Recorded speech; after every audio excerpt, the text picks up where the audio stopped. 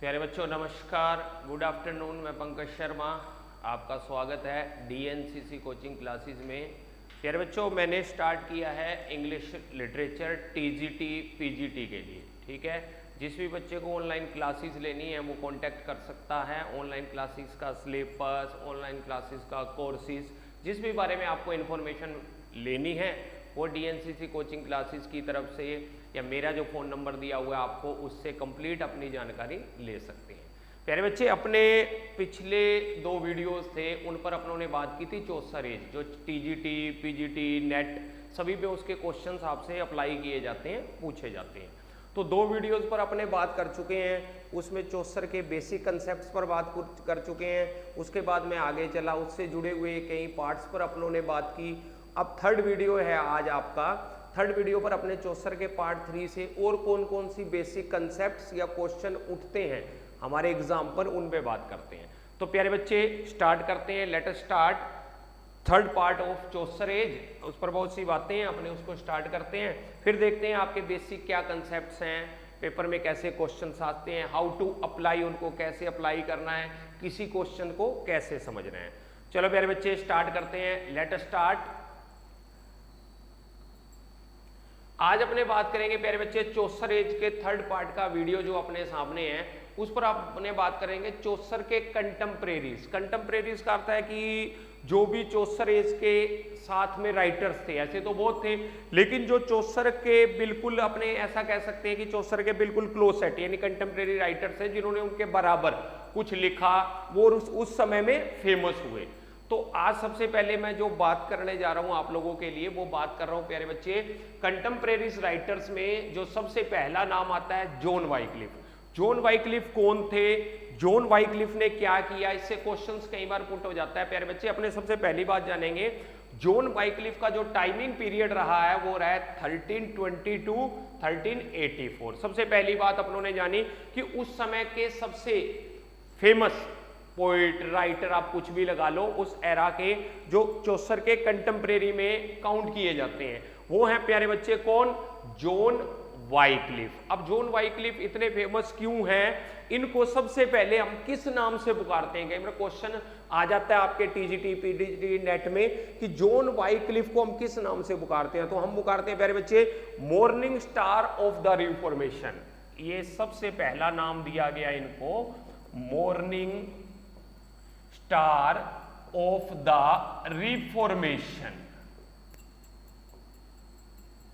तो आप ध्यान रखोगे प्यारे बच्चे, क्या नाम दिया गया है जॉन वाइक्लिफ को, morning star of the reformation. सबसे पहले इनको इस नाम से पुकारा गया है, morning star of the reformation. तो इन्होंने सबसे पहले रिफॉर्मेशन का अर्थ क्या है प्यारे बच्चे, किसमें सुधार किया था। रिफॉर्मेशन का अर्थ होता है सुधार, किसी चीज को सुधारना या किसी के बारे में कंसेप्चुअल बात करना, ऑथेंटिक बात करना कि भाई ये चीज रोंग है, ये राइट है। तो ये कंसेप्चुअल बात सबसे पहले किस पर की गई, तो पहले बच्चे प्यारे बच्चे इन्होंने सबसे पहले जो चैलेंज किया, यानी इन्होंने अगेंस्ट, जिसका अपोज किया, चैलेंज किया,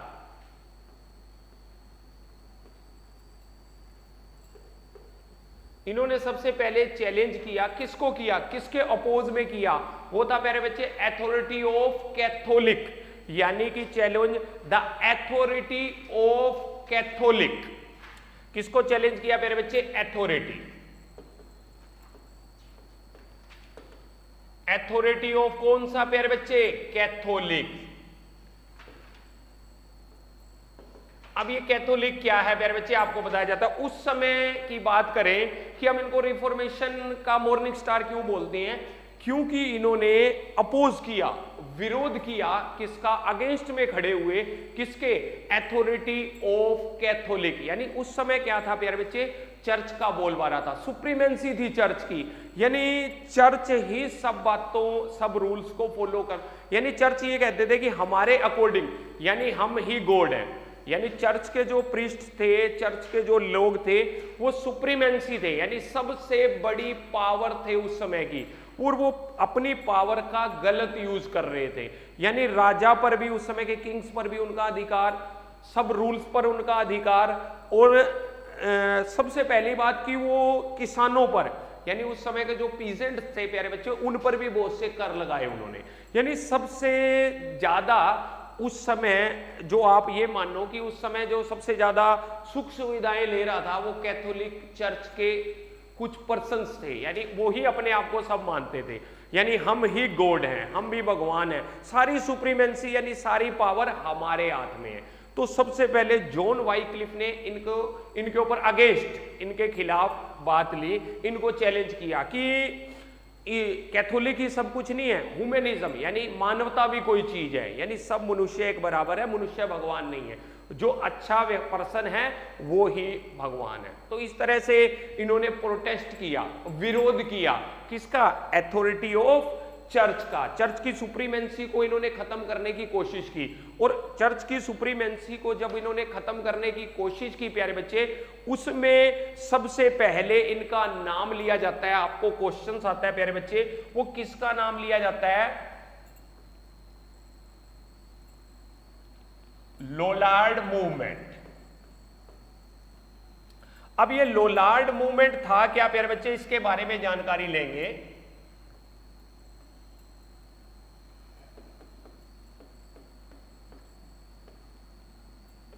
ये लोलार्ड मूवमेंट क्या था? ये एक मूवमेंट का नाम आएगा आपको, व्हाट इज लोलार्ड मूवमेंट?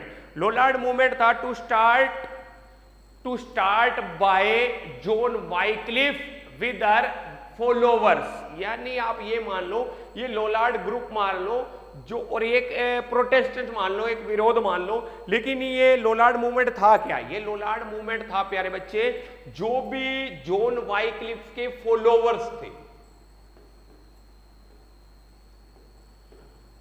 यानी जॉन वाइक्लिफ के शिष्य मान लो, डिसाइपल्स मान लो, या जो इनको मानने वाले थे, यानी कि जो इनको मानते थे, इनके शिष्य थे, उन्होंने एक मूवमेंट चलाया जिसको अपनों ने कहा लोलार्ड मूवमेंट। और लोलार्ड मूवमेंट था क्या? Against Catholic. मैं इससे प्रीवियस आपसे बात कर चुका हूं। लोलार्ड मूवमेंट क्या था? लोलार्ड मूवमेंट था जो भी इसके शिष्य थे, किसके प्यारे बच्चे? John Wycliffe. जो भी जॉन वाइक्लिफ के शिष्य थे, उन फॉलोवर्स को कहा गया लोलार्ड। और लोलार्ड एक मूवमेंट था, जो क्या मूवमेंट था? सबसे पहली बात थी कि उस समय जो चर्च की सुप्रीमेंसी थी, चर्च की पावर थी, उसके अगेंस्ट एक मूवमेंट था जिसको अपन ने क्या बोला? लोलार्ड मूवमेंट्स। और जब थोड़ा सा और आगे बढ़ते हैं, अभी जॉन वाइक्लिफ को और किस नाम से हम बात कर सकते हैं? इन्होंने ट्रांसलेटेड, देखो ट्रांसलेटेड बाइबल, इन्होंने क्या किया? फर्स्ट टाइम बाइबल को ट्रांसलेट किया।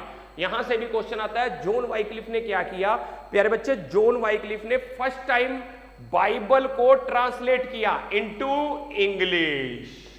तो ये भी उनका उस समय का बहुत बड़ा काम माना जाता है, वर्क माना जाता है, ट्रांसलेटेड इनटू इंग्लिश। तो इस बात को भी आप ध्यान रखोगे। एक लोलार्ड मूवमेंट को रिलेट करके आपसे क्वेश्चन पूछा जाता है। दूसरा पूछा जाता है कि ये किस लिए फेमस थे? ये किस लिए फेमस थे प्यारे बच्चे? इनके फेमस होने का एक रीजन और था। वो रीजन था प्यारे बच्चे, इनका जो है बाइबल को ट्रांसलेट करना। किसमें? इन इंग्लिश में। इंग्लिश में ट्रांसलेट किया इन्होंने बाइबल को फर्स्ट टाइम। जो डेडिकेट था, कई बार ये भी क्वेश्चन आ जाता है, किसके डेडिकेशन में, किसके टाइम में? Dedicated to James first. ये ध्यान रखना, ये क्वेश्चंस भी कई बार फॉलो हो जाता है। तो मेरे बच्चे ध्यान रखोगे, ये जो लोलार्ड मूवमेंट था, ये था फॉलोवर्स थे जो वाइक्लिफ के, उनका था।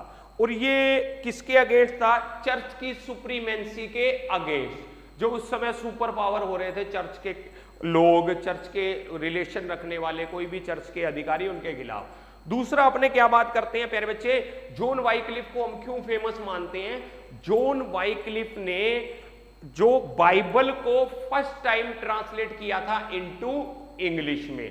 और वो किसको डेडिकेट थी, किसके टाइम में था, किसको डेडिकेट था? आपको याद रखना होगा, जेम्स फर्स्ट। किसको, किसके टाइम में डेडिकेट थी प्यारे बच्चे? जेम्स फर्स्ट के टाइम में। क्लियर हो गई बात? आगे बढ़ते हैं और बेसिक कंसेप्ट्स में अपने जानकारी लेते हैं, आगे क्या अपने को जानना है। प्यारे बच्चे, लोलार्ड मूवमेंट के बारे में मैंने आपको बताया। ये लोलार्ड मूवमेंट जो है, फॉलोवर्स तो थे,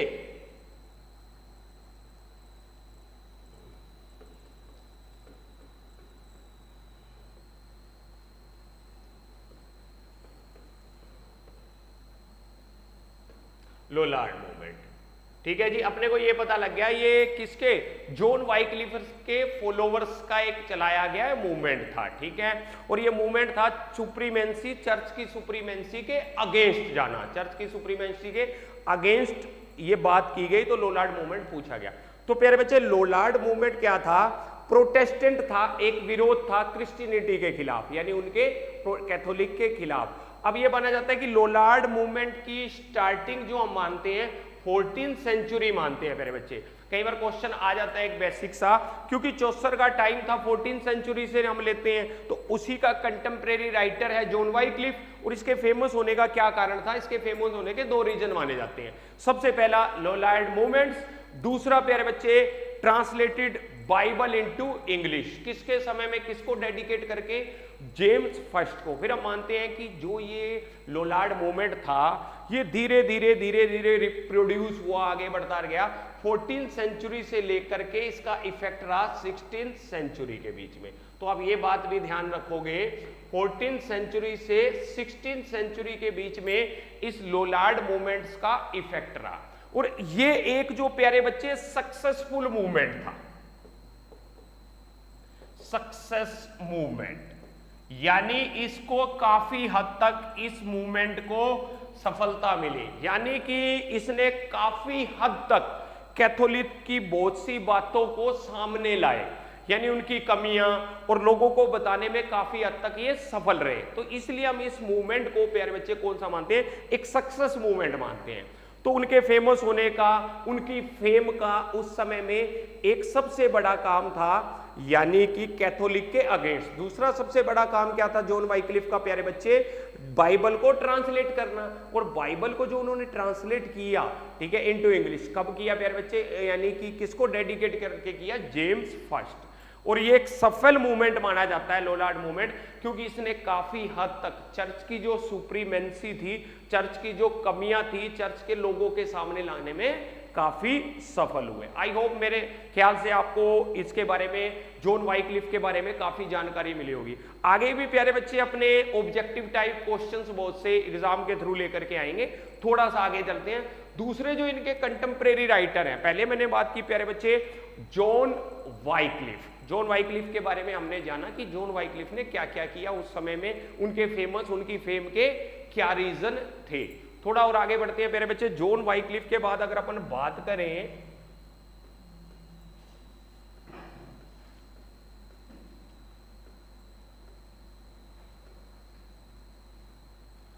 इधर देखिए प्यारे बच्चे, सेकंड जो उनके कंटेम्प्रेरी राइटर्स में से हैं, उनमें से एक वन ऑफ देम है, सेकंड कंटेम्प्रेरी राइटर हैं, वो है जॉन गॉर। इनका भी नाम प्यारे बच्चे काफी आता है हमारे एग्जाम्स में, जॉन गॉर। जॉन गॉर कौन थे प्यारे बच्चे, इनका जो टाइमिंग पीरियड अपन मानते हैं वो मानते हैं 1330 to 1408। ध्यान रखना प्यारे बच्चे, दूसरे जो चौसर के अपने कंटेम्प्रेरी राइटर के बारे में बात कर रहे हैं वो है John gore.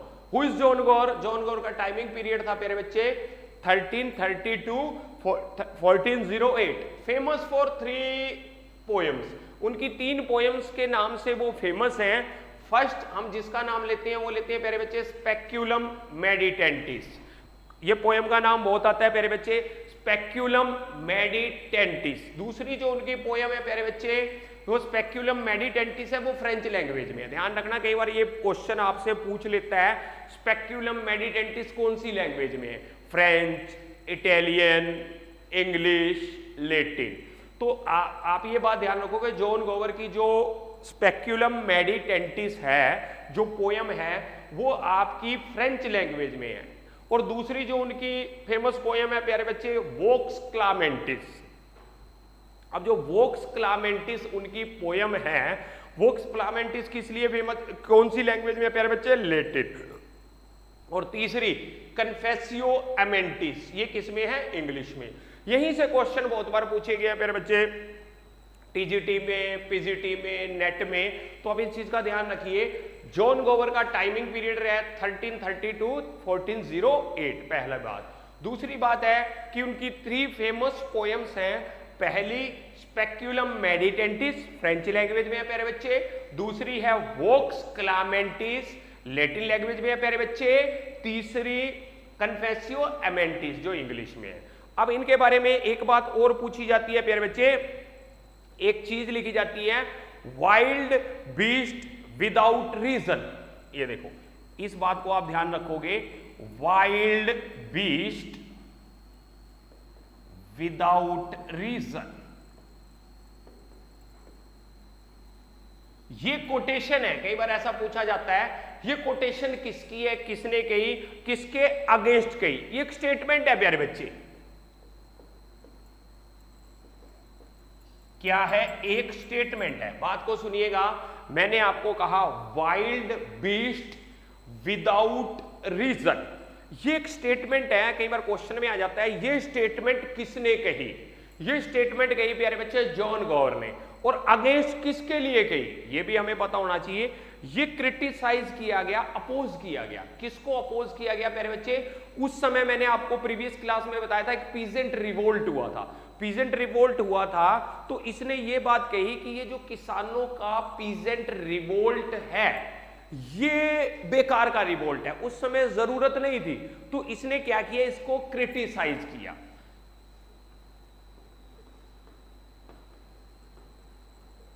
Criticised peasant revolt.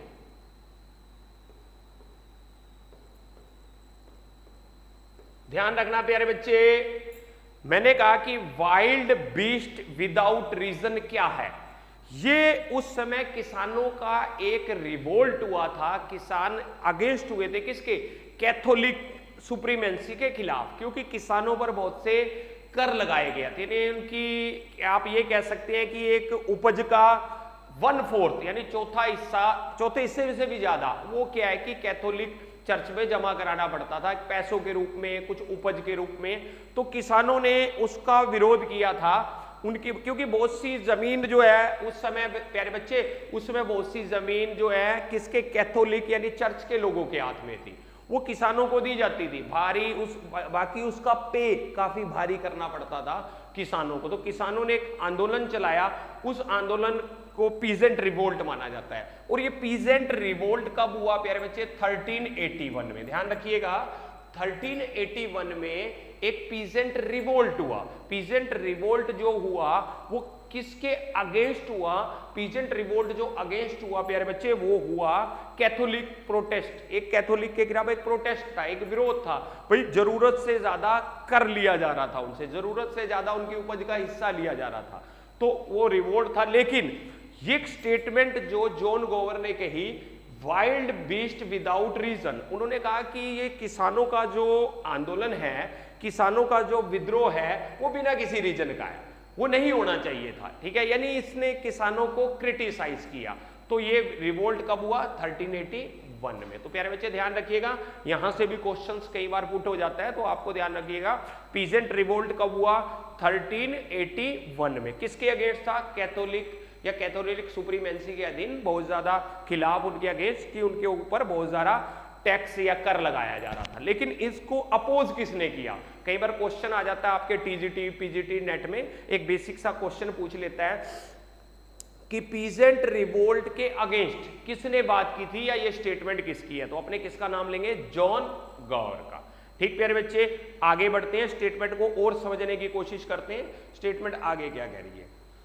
हमने जाना प्यारे बच्चे जॉन वाइक्लिफ के बारे में, जॉन गॉर के बारे में। अब आपको एक बात ध्यान रखनी है, तीसरे जो उनके कंटेम्परेरी राइटर्स हैं उनको हम बोलते हैं विलियम लैंगलैंड।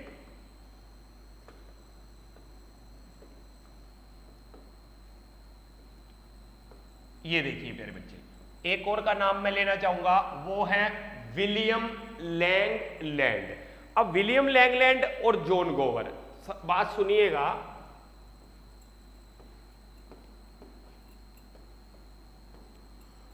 विलियम लैंगलैंड और जॉन गोवर दोनों तो हैं चौसर के कंटेम्परेरी राइटर।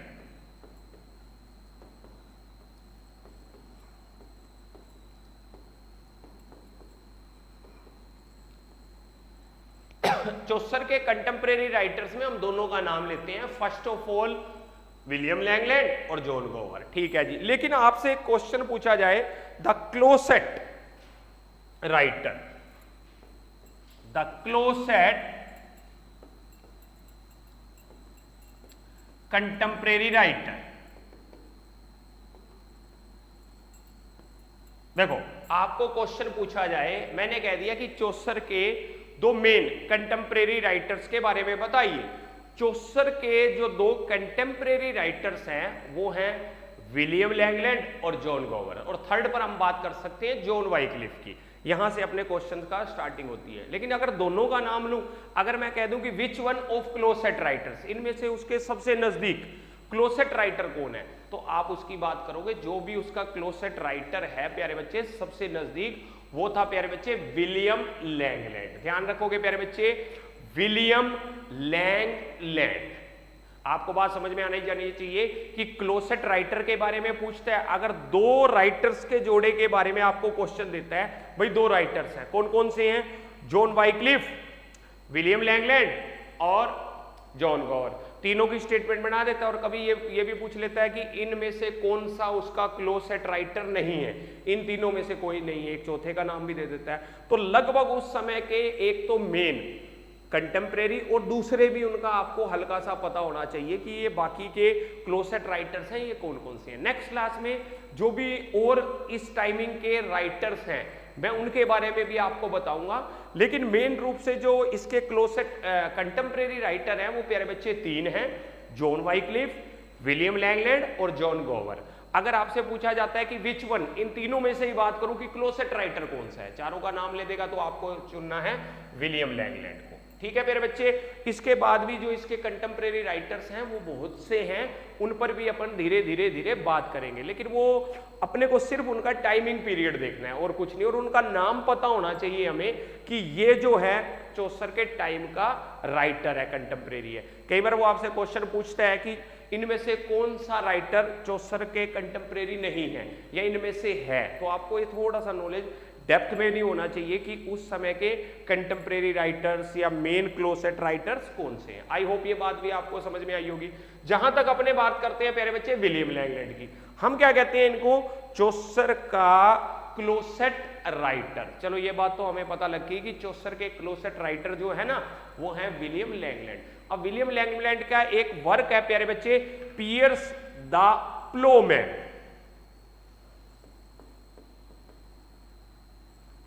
अब आप इसका ध्यान रखोगे, क्वेश्चन आता है बार बार, पियर्स द प्लोमैन। ये देखिए पियर्स एंड प्लोमैन, इनका एक वर्क है पियर्स एंड प्लोमैन।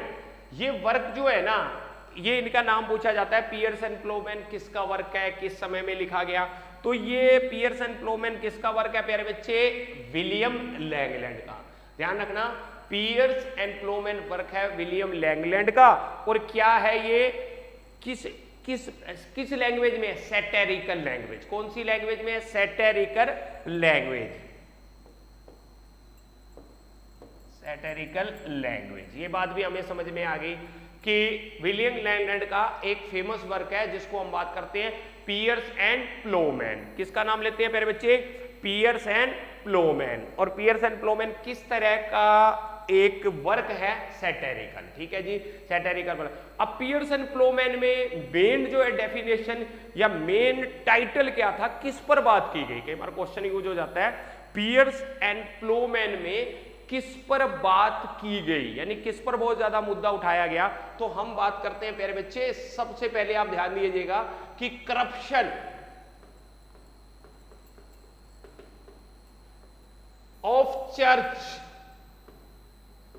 तो ध्यान रखना, जो भी उस समय चर्च में करप्शन फैला हुआ था उसके बारे में बात की गई। भाई चर्च के लोग किस तरह से लोगों के साथ हैं, मतलब कि गलत व्यवहार कर रहे हैं, टैक्स चल रहा है, यानी ये बहुत सी बातें उस समय जो इन्वायरमेंट में थी, पॉलिटिकल थी, इकोनॉमिक्स थी, ये सारी की सारी बातों को उन्होंने क्या है करप्शन के रूप में अपनी इस बुक में लिखा। इस बुक में मेंशन किया कि पियर्स एंड प्लोमैन एक बुक है इसमें क्या किया विलियम लैंगलैंडर ने क्या किया प्यारे बच्चे, इसमें करप्शन के बारे में बताया गया। उस समय जो चर्च की सुप्रीमेंसी फैली हुई थी, जो चर्च के द्वारा करप्शन फैला हुआ था, उस करप्शन को वो डिटेल में लोगों के सामने लेके आए और अपनी इस पोएम में सैटेरिकल लैंग्वेज में उन्होंने बताया। दूसरी बात, एक तो बात आपको मुद्दा समझ में आ गया कि करप्शन ऑफ चर्च, जो इसकी सेकंड डिटेल थी वो डिटेल किसकी दी गई प्यारे बच्चे, डिटेल दी गई ग्रेट प्लेग। यानी उस समय आपको यह भी पता है, मैं पिछली क्लासेस में आपको डिटेल में बता चुका हूं कि ग्रेट प्लेग जिसको ब्लैक डेथ के नाम से पुकारा गया प्यारे बच्चे, ब्लैक डेथ के बारे में भी इसमें कंप्लीट बताया गया, उसकी डेफिनेशन दी गई कि ब्लैक डेथ नामक बीमारी डिसीजेस क्या थी, ये उस समय चौसर के एरा में इसका क्या इफेक्ट पड़ा, पॉलिटिकल, इकोनॉमिक, सोशल या एनीथिंग किसी पर भी, तो उसको डिटेल में बताया गया कि ये जो आपका ब्लैक डेथ के नाम से है, डिटेल अकाउंट दिया गया। तो आपको ये बात भी आई हो बड़े अच्छे से समझ में आ गई होगी कि जो पियर्स एंड प्लोमैन है उसमें दो बातों को बड़ी डिटेल से बताया गया।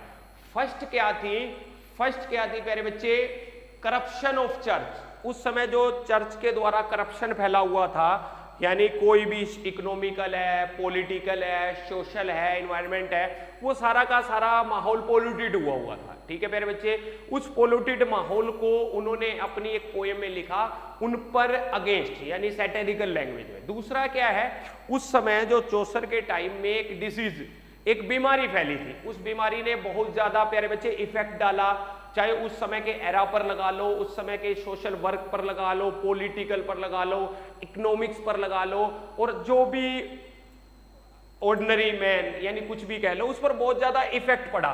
तो उसको डिटेल अकाउंट में उसको समझाया, उसको डिटेल अकाउंट में समझाया, उन सब बातों को डिटेल में बताया कि ग्रेट प्लेग यानी ब्लैक डेथ का इफेक्ट क्या पड़ा उस समय में, या उस समय के सोशल इन्वायरमेंट पर, पॉलिटिकल इन्वायरमेंट पर, यानी सब पर। तो आप इस बात का ध्यान रखोगे, Piers and Ploughman written by William Langland.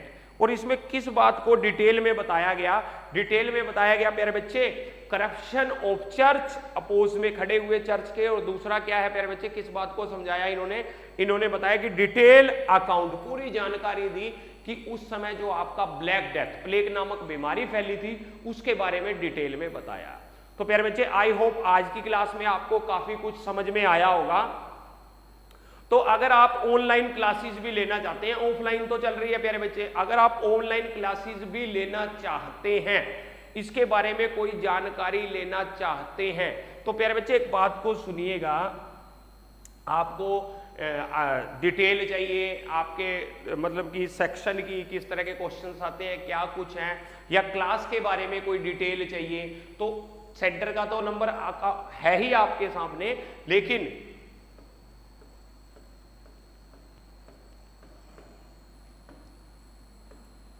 इस नंबर से भी आप कंप्लीट जानकारी ले सकते हैं। हम जो ऑनलाइन बैच भी स्टार्ट कर रहे हैं प्यारे बच्चे आगे धीरे धीरे, तो उसमें आपका जो भी बच्चा ऑनलाइन इस बैच को ज्वाइन करना चाहता है, वो इस नंबर पर, ये व्हाट्सएप नंबर है प्यारे बच्चे, अपनी जानकारी दे सकता है, या कोई जानकारी लेना चाहता है कि इस जो टीजीटी पीजीटी है लिटरेचर के, इसकी क्या पे रहेगा, या कितने टाइम में सिलेबस और क्या क्लासेस रहेंगी, जो भी आप डिटेल में अपनी बातें जानना चाहते हैं या पूछना चाहते हैं, या तो आप सेंटर वाले नंबर से फॉलो करें, या पर्सनल मुझसे कुछ पूछना चाहते हैं तो इस नंबर पर आप मैसेज कर सकते हैं व्हाट्सएप के थ्रू और डिटेल ले सकते हैं। आई होप इन आज की क्लास की बातें भी आपको बहुत सी समझ में आई होंगी। या आपको क्लास की डिटेल चाहिए, बैच की डिटेल चाहिए, फी की डिटेल चाहिए, तो प्यारे बच्चे आप सेंटर के नंबर से प्रोवाइड कर सकते हैं जानकारी, या मेरे पर्सनल नंबर से आप पूरी डिटेल मुझसे ले सकते हैं। तो हैव ए नाइस डे प्यारे बच्चे, फिर मिलेंगे नेक्स्ट क्लास में, इनके डिटेल में जो क्वेश्चंस आए हुए हैं चौसर एज के, उनको सोल्व करेंगे। चलो प्यारे बच्चे नेक्स्ट क्लास में बात करेंगे।